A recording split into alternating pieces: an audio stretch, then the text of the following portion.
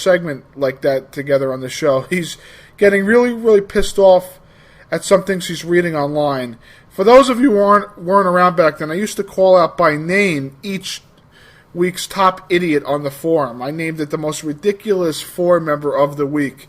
Donnie wants to get back doing that. I don't know. I very rarely go on the forums. Honestly, I just don't have time. Who has time to sit around a forum for 10 hours, for 15 hours? Who does? I don't. Do you do? Donnie does apparently, but I really don't. But listen, the forums are instrumental to our success. There's no question about that. Without the forums, we wouldn't be anybody. So don't think that I don't take my hat off to the forum and its members. All right, without further ado, here is former UFC fighter Aaron Brink. When we come back, news and rumors, then your listener emails. Ladies and gentlemen, Aaron Brink grew up in Huntington Beach, California. As the son of a blue-collar worker, he started two passions when he was young, wrestling and surfing. He began wrestling around the age of 8. However, Brink was most passionate in the ocean.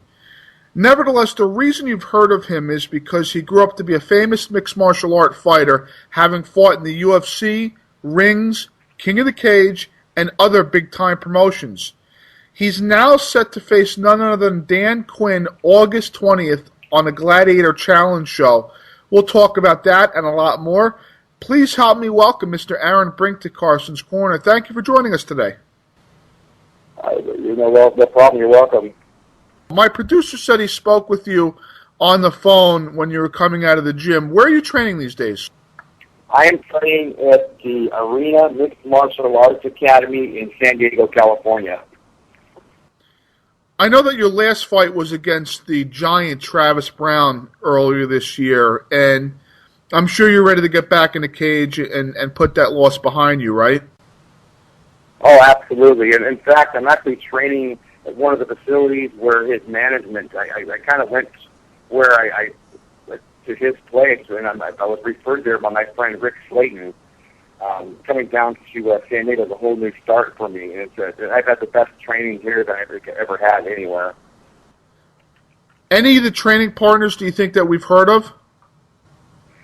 Training partners, there's a lot of new guys that are coming up in the sport, and you'll be hearing of a lot of these guys coming up. But mainly, I have a lot of thanks to give to my new trainer Cosmo. I first came down here to San Diego to the arena. I was shopping for a head coach, someone to train me, and when I saw Cosmo, I knew I found my guy. Man, this guy is absolutely phenomenal trainer, and we have Pat over there. We got the guys. Rick Slayton trains there.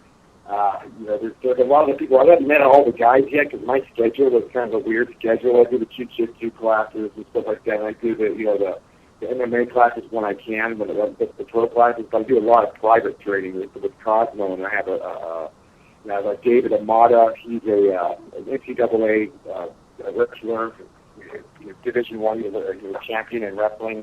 I have him. I have a bunch of guys that are like round robining with me in the cage and stuff like that. So I get my work.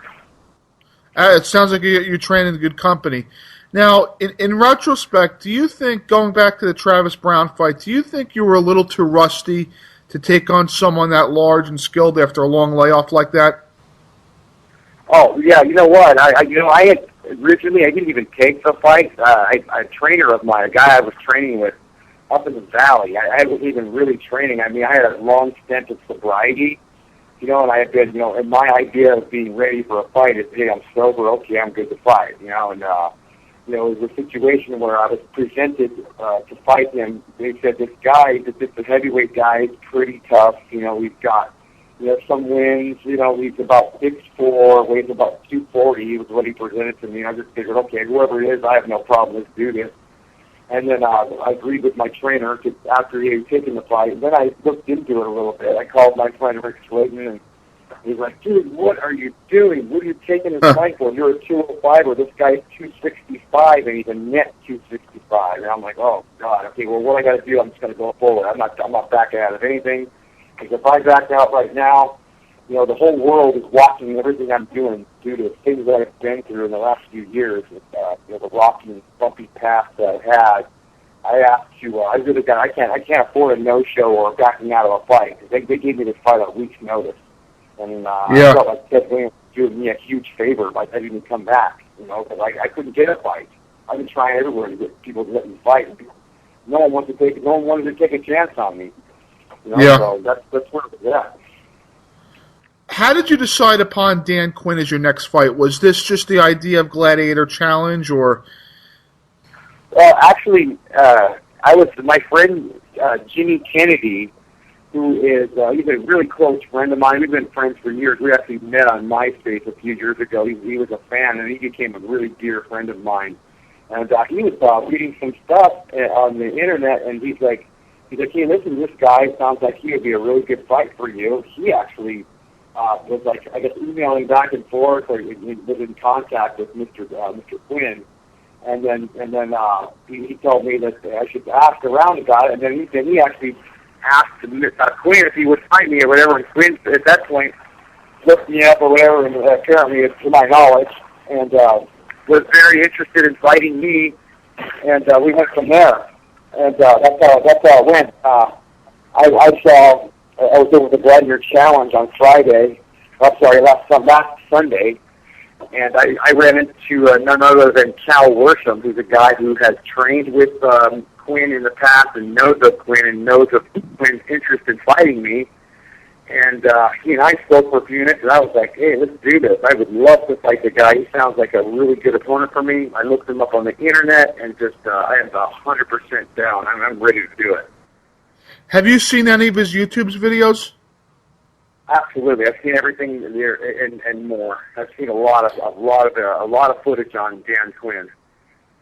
Now he's made a bunch of videos addressed to you, and he seems to have a great deal of respect towards you.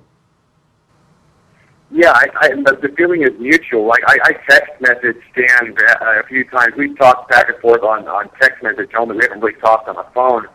But I really wish the sport was filled with more guys like Dan Quinn, because he's a stand-up guy. He wants to go out there and fight like a man. That's what the sport needs. Yeah, absolutely. And one thing I know about Dan Quinn, because I'm also very good friends with him, one thing that I know about Dan Quinn is that he usually maintains contacts with his opponent. Like, he fought Harry Gopal in his last fight, who's a very, very good stand-up fighter. He lost, and him and Harry are the best of friends. So there's a good chance that the both of you will be friends after this fight. Yeah, I have the utmost respect for him based on what I've seen in his videos. He and I see eye to eye on more than one thing. We share some views, and especially the Kimbo Slice thing. I mean, he and I definitely see eye to eye on a lot of things. Now, one thing about Dan is that he usually weighs about 210 or so. I know he's been up to 220 because he was in jail for several weeks, but he's smaller than you are, I believe. What is your weight, and what weight do you anticipate fighting at this time? Well, I mean, I'm hoping Dan will come in and come in the best shape possible. I was a 205er when I fought Travis Brown. I weighed actually 207 pounds when I weighed in to fight Travis, and Travis was 264.7. So I mean, I'm a very small. I'm not even a heavyweight. I'm actually considering going to 185 for my next mixed martial arts fight. But I was considering doing a 205 weigh-in for this match with Dan Quinn. Yeah, well, I mean, as long as you're comfortable at that weight, I mean, I think that at least you've got enough time to train and be prepared for this fight.